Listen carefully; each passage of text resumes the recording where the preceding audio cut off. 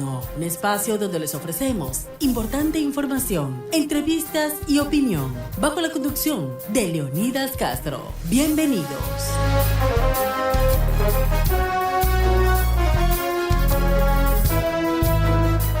¿Cómo están? Buenas noches, bienvenidos. Soy Leonidas Castro, gracias por estar con nosotros en un programa más aquí en Diálogo Nocturno, ya prácticamente cerrando la semana, una semana que ha sido complicada, bastante difícil, semana de lluvias, de inundaciones, de mucha información y por supuesto también lo que era esta semana, lo que fue el día martes, el informe del Estado-Nación del presidente de Estados Unidos, Donald Trump, donde justamente se atribuía un poco lo que había sido la muerte de alias Mencho allá en México. El presidente Trump pues se atribuía ese logro, dice él, en su lucha contra el narcotráfico internacional y también pues le daba unas palabras fuertes a los demócratas en el tema de su lucha que tiene contra la inmigración ilegal. Él decía pues que ya basta de estar con algunos estados claves donde justamente se apoya la migración ilegal y decía el presidente Trump pues bueno, que están aupando lo que significa justamente respaldar al crimen transnacional que llega, dice el presidente Trump, a Estados Unidos. Pues bueno, era parte de algunos de los hechos que se registraban esta semana, también la ayuda que está llegando por parte del gobierno nacional a los sectores inundados, diferentes cantones en Milagro. Veíamos esta semana cómo han soportado, cómo han sufrido, declararon en emergencia Milagro, más de 300 personas esta semana pues que fueron llevadas a albergues justamente por las fuertes lluvias que están afectando al litoral ecuatoriano. Parte de las novedades que se han registrado esta semana, pues y bueno, justamente para hablar ya en este cierre de viernes, pues tenemos con nosotros al doctor Juan Francisco Cabello, pues él es representante de la comisión RDI Lancet. Vamos a hablar justamente sobre el tema las enfermedades raras al doctor y profesor de la Universidad de Valparaíso. Justamente quiero agradecerle, doctor. ¿Cómo está? Buenas noches, bienvenido. Le habla Leonidas Castro. ¿Cómo le va? Hola, buenas noches, Leonidas. Mucho gusto. Doctor, un gusto. También queremos conversar sobre este tema, ¿no?, que mucho se está hablando en los últimos tiempos, las famosas enfermedades raras. Incluso aquí en Ecuador hay ya un capítulo donde justamente el Estado tiene que atender a los pacientes con enfermedades raras. Y quiero preguntarle, doctor, porque entendemos que la Fundación Harriet Joyce da justamente estas jornadas médicas, se realizaron acá en el Día Internacional de las Enfermedades Raras que se llevó a cabo en Quito, pues, y queremos conversar un poco de esta experiencia. Bienvenido, doctor, buenas noches. Buenas noches.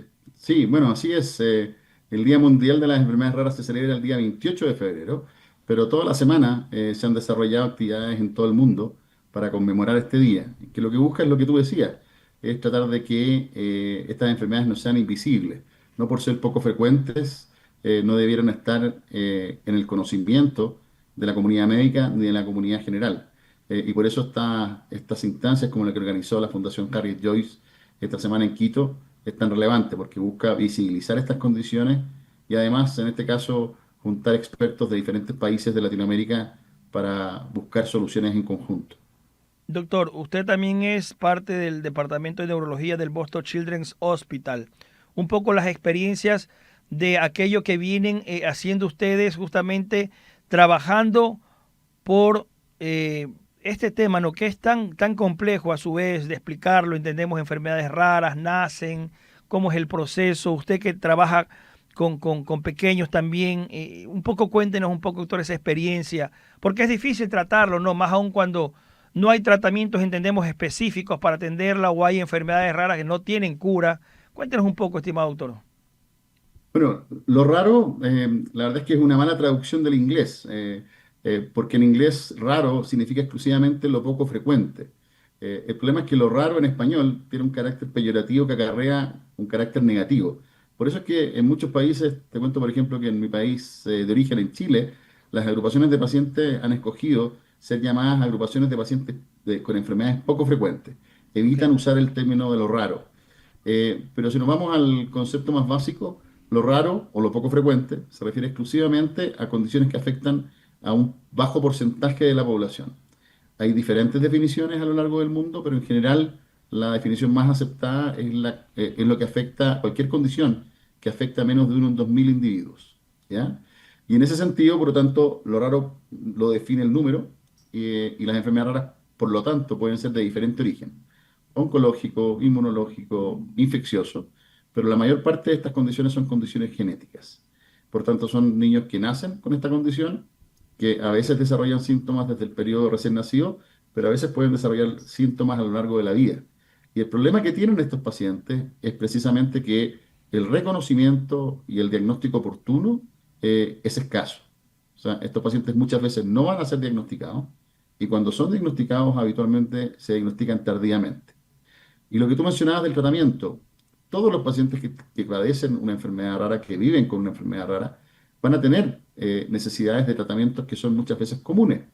Rehabilitación, derivación a un especialista, manejo de sus complicaciones, anticonvulsivantes, manejos para condiciones frecuentes que ellos también pueden tener, hipertensión, problemas cardíacos.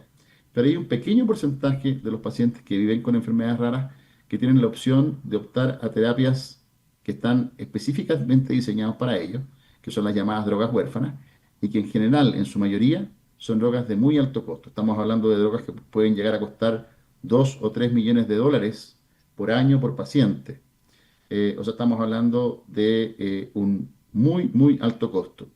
Y esto transforma a algo que podría ser un problema anecdótico para la sociedad, porque uno podría decir, bueno, si son tan poquitos pacientes, ¿por qué preocuparnos de ellos?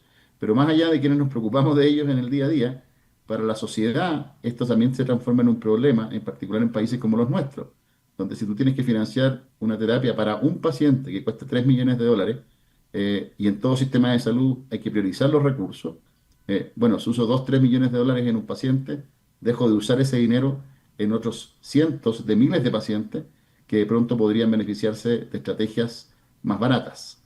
Y por eso es que las enfermedades raras se transforman en un problema de salud pública, porque consumen una cantidad importante de recursos, y si bien tienen el mismo derecho a la salud que puede tener cualquier persona, terminan entonces poniendo en estrés, poniendo en riesgo a los sistemas de salud en países como los nuestros.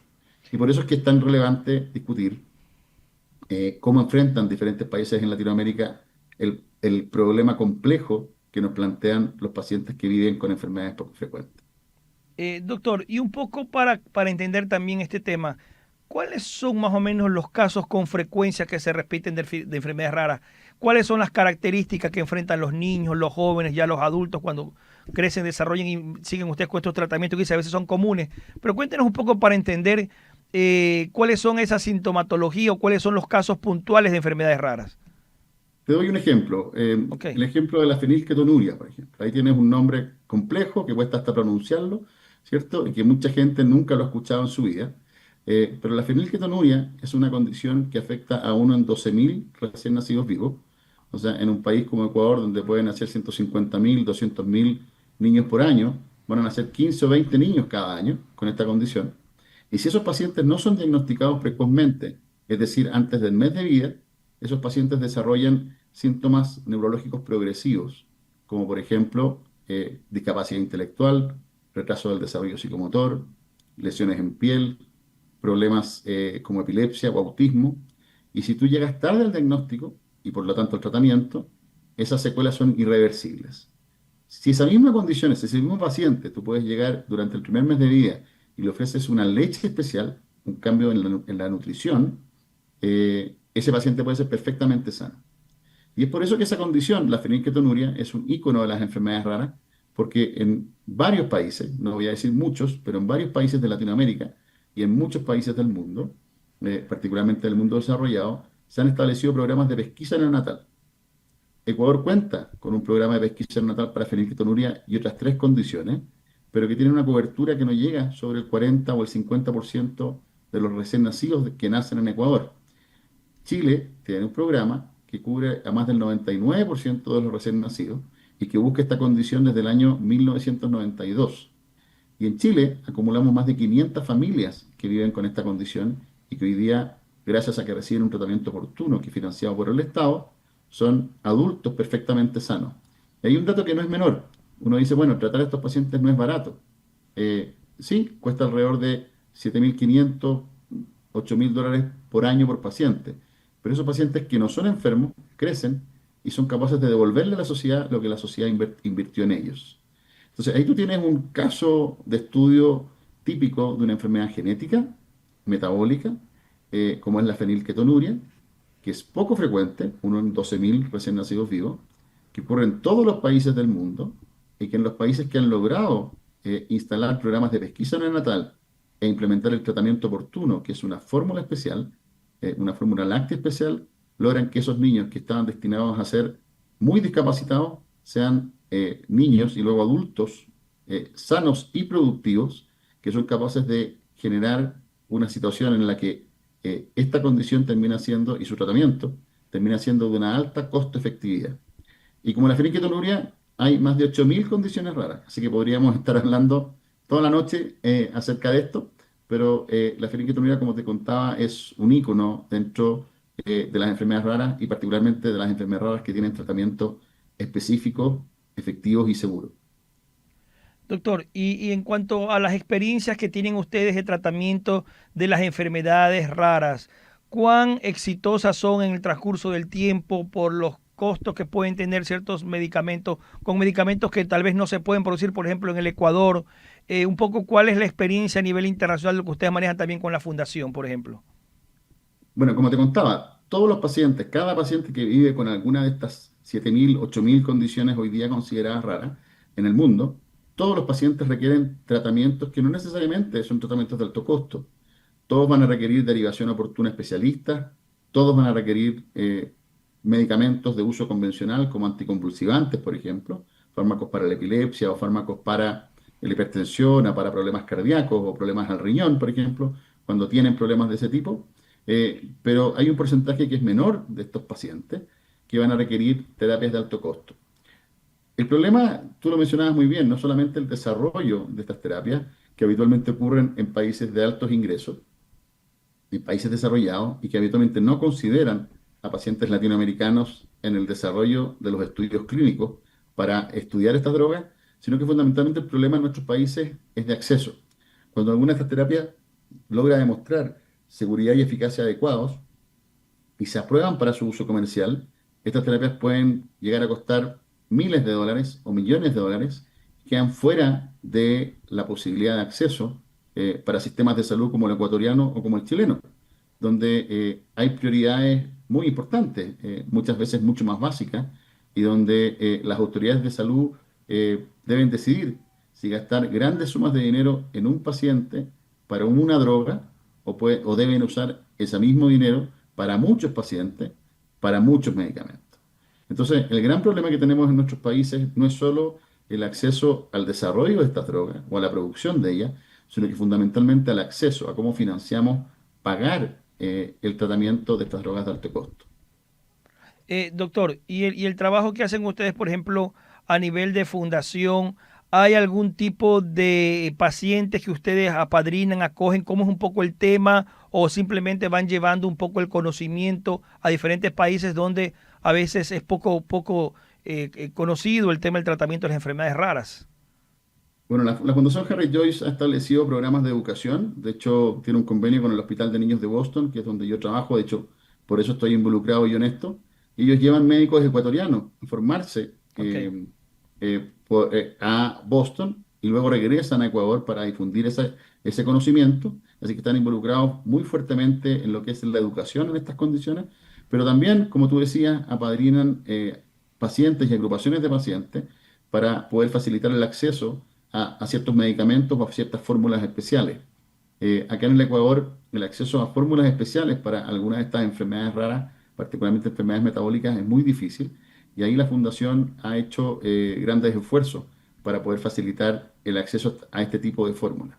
Y el acceso al diagnóstico también es algo que la Fundación ha desarrollado fuertemente en colaboración con instituciones internacionales, no solamente en Estados Unidos, sino que en otros países de Latinoamérica. Con Chile tenemos una relación muy fuerte con el INTA, que es un instituto que en Chile es un centro de derivación nacional para enfermedades metabólicas, y hay una relación permanente entre la Fundación, el gobierno de Ecuador y el INTA para poder facilitar el acceso al diagnóstico y luego al tratamiento de estos pacientes. Así que son varios los frentes en los cuales la Fundación se preocupa, desde la educación, el diagnóstico y por supuesto el acceso al tratamiento. Doctor, ¿hay alguna condición previa neonatal de los pacientes que tienen finalmente estas enfermedades poco frecuentes, poco comunes? ¿Hay algún tipo de condición durante el embarazo? ¿Qué podría un poco desencadenar que se den estas patologías? Bueno, como te explicaba, la mayor parte de las condiciones que están dentro de este grupo de enfermedades poco frecuentes o raras son de origen genético. Por lo tanto, no es porque la madre hizo algo mal o porque algo pasó durante el embarazo, sino que es algo que venía determinado generación tras generación. Todos somos portadores de enfermedades genéticas, pero por el tipo de herencia más frecuente, que es la que se denomina autosómico recesiva, habitualmente para que un niño venga con una enfermedad genética, para que exprese esa enfermedad, requiere que ambos padres sean portadores. Pero esos padres portadores no desarrollan la enfermedad, sino que es el hijo que hereda un gen eh, con una variante alterada, con una mutación de ambos padres, quien va a desarrollar esta condición. Ahora, como decíamos, no todas las enfermedades raras son de origen genético. Hay algunas enfermedades raras que son de origen infeccioso. Y ahí sí pueden haber ciertas estrategias para prevenir eh, infecciones durante el embarazo, por ejemplo, ¿ya? Pero, de nuevo, la mayoría de los pacientes que viven con enfermedades raras tienen enfermedades de origen genético y ahí no hay mucha prevención que uno pueda hacer durante el embarazo o previo a ella. Y por eso es que programas de pesquisa natal, como los que hablábamos hace un rato para la feniquetonuria, que buscan detectar a estos pacientes precozmente luego de que nacen, son tan relevantes. Y doctor, el tema de la ayuda que hacen ustedes también estuvo reflejada en una actividad que tuve en Quito. Cuéntenos un poco de aquello. Bueno, sí, el día de ayer hubo una actividad en la que se convocaron expertos de diferentes países de Latinoamérica y de Estados Unidos. Eh, Vino gente de Paraguay, de Bolivia, de Chile, de Colombia, eh, de Costa Rica, y vinieron expertos que vinieron a compartir sus experiencias, porque cada país enfrenta este problema de una manera diferente y lo aborda de una manera diferente. No te voy a decir que lo resuelve de una manera diferente, porque las soluciones son muy diferentes dependiendo de cada realidad. Pero fue muy interesante escuchar la experiencia de cada país, no solamente respecto al acceso a tratamiento, sino que también a cómo se estructuran los sistemas de salud para poder hacer frente a este problema, a esta problemática. Hubo también muchos representantes de Ecuador, tanto del ámbito académico como del representantes del gobierno. Así que esperamos que las conclusiones que se tomaron durante este evento puedan ser de utilidad para determinar políticas de salud pública y finalmente beneficiar directamente a pacientes ecuatorianos que viven con estas enfermedades. Y el Estado ecuatoriano un poco también por la situación que, no sé, bueno, si usted de pronto esté al tanto, pero es compleja la situación médica en el país. Es difícil afrontar estas enfermedades justamente cuando tenemos un problema serio con enfermedades de primer nivel, con enfermedades comunes, mucho más aún con son enfermedades raras que también son costosas. Incluso los medicamentos, entendemos, a veces no existen en el Ecuador. Bueno, precisamente esos son los problemas en los que hay que apuntar y buscar soluciones. Y cada país ha encontrado soluciones diferentes. Por eso es que es tan importante aprender unos de otros y trabajar en conjunto para buscar esas soluciones. Hay que aprender de los éxitos y de los errores que cada país ha tenido. Y ahí hay tantas experiencias como países podemos mencionar. La idea es que Ecuador aproveche la experiencia, aproveche lo que ya ha aprendido, aproveche la experiencia de otros países y busquemos en conjunto soluciones que sean adaptables a diferentes realidades, particularmente la realidad que hay en Ecuador. Y por ejemplo, la realidad que tienen ustedes en Chile, obviamente, donde usted también es catedrático, y cómo manejan ahí el tema en Chile. ¿Cuál es la experiencia de Chile en la parte sanitaria, el manejo de estas enfermedades? Bueno, en Chile tenemos la oportunidad de tener una ley de enfermedades raras que fue aprobada, fue promulgada hace algunos meses atrás. Tenemos también un fondo de drogas de alto costo, un fondo de protección financiera que está dentro de lo que conocemos como la ley Ricarte Soto o la ley 20.850, que se promulgó hace ya varios años y que designa un fondo específico para este tipo de drogas de alto costo. Y además tenemos, previo a eso, tenemos un programa de pesquisa natal desde el año 1992 que detecta a estos niños y que los trata a través de diferentes programas. El Programa Nacional de Alimentación Complementaria, o sea, hay varios programas de gobierno que intentan abordar este problema.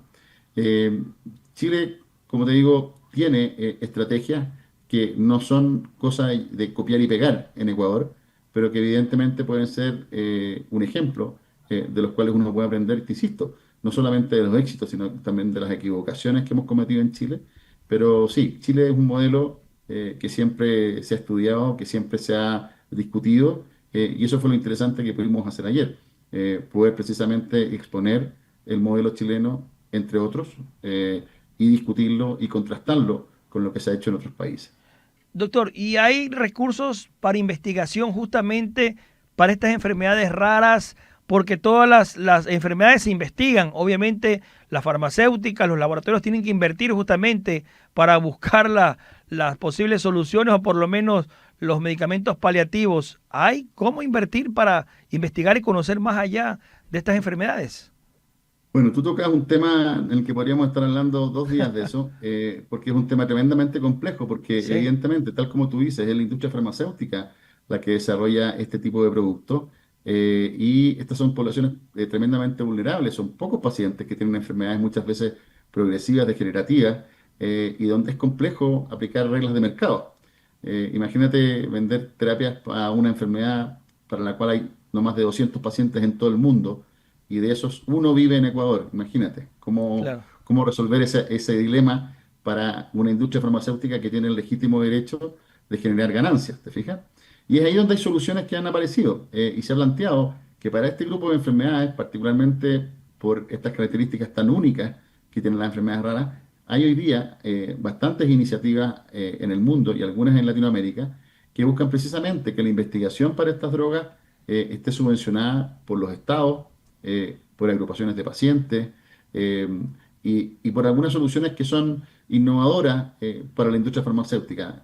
La investigación en drogas huérfanas, en estas drogas que benefician a los pacientes con enfermedades poco frecuentes, no puede seguir las mismas reglas que las drogas de uso masivo. Y por eso que hay que ser muy creativo a la hora de plantear la regulación de la investigación de estos medicamentos como su comercialización. Y ese es un tremendo desafío para nuestra región. Por ejemplo, el trabajar también mancomunadamente, doctor, en la parte final ya con los países de la región también, como buscar algún tipo de agrupación y hacer fuerza, porque obviamente enfermedades que hay una en cada país, 10 máximo, un poco también hay que hacerlo regional el tema, OPS o OMS, podrían entrar también ahí una especie de regulación y manejo. Bueno, ayer teníamos de una agrupación europea que es Enfermedades Raras Internacional, Rare Disease International, y había otra agrupación que es ERCAL, que es de acá de Latinoamérica. Y precisamente ahí teníamos dos grandes actores que han buscado soluciones tanto en Europa, RDI, como ERCAL en Latinoamérica. Así que sí hay hoy día iniciativas que están buscando este enfrentamiento mancomunado para poder abordar este problema. Muy bien, muchísimas gracias, doctor Cabello. Realmente quiero agradecerle, se nos ha terminado el tiempo, pero le deseamos éxito y que ojalá también pues haya prontas soluciones. También el trabajo de investigación, como bien lo decía usted, no es bastante complejo que las industrias farmacéuticas puedan darnos un poco de soluciones posibles a corto tiempo, a corto plazo y a costos asequibles para esta enfermedad rara, pero esperemos que haya en algún momento determinado esa posibilidad. Gracias al doctor Juan Francisco Cabello, representante de la Comisión RD Lance, también vocero de la Fundación Henry. Gracias, doctor, y que tenga usted una buena noche. Muchas gracias a ti, buenas noches. Gracias, buenas noches, y así llegamos a la parte final del Diálogo Nocturno. Los esperamos en una próxima entrega. Que tengan un buen fin de semana. Hasta la próxima.